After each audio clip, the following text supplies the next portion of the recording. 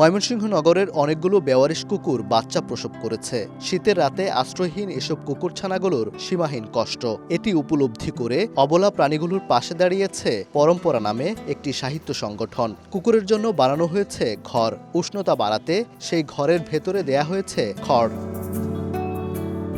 সংগঠনটির পক্ষ থেকে টাউন হল মোড়, অতুল চক্রবর্তী রোড, মৃত্যুঞ্জয় স্কুল এলাকাসহ নগরীর বিভিন্ন স্থানে কুকুরের জন্য স্থাপন করে দেয়া হয়েছে ঘর। আর সেই ঘরের সামনের অংশে লিখে দেয়া হয়েছে, অরণ্যচারী মানুষের প্রথম বন্ধু কুকুর, বন্ধুর যত্ন নিন, তাকে ভালোভাবে থাকতে দিন।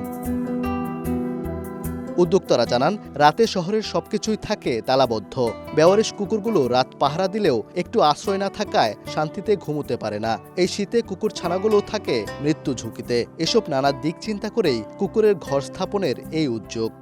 তো এই বাড়ি ফেরার মধ্যে বা সময় মনে হয় যে অসংখ্য কুকুর, তার তো বাড়ি নাই, সে তো বেওয়ারিশ, সে রাস্তায় থাকে, সে কারো বারান্দার তলে ঠাঁই খোঁজে।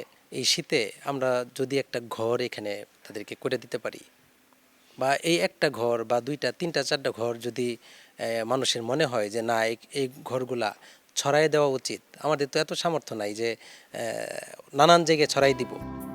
এই উদ্যোক্তার আশা, বোবা প্রাণীদের পাশে দাঁড়াবেন আরও অনেকেই।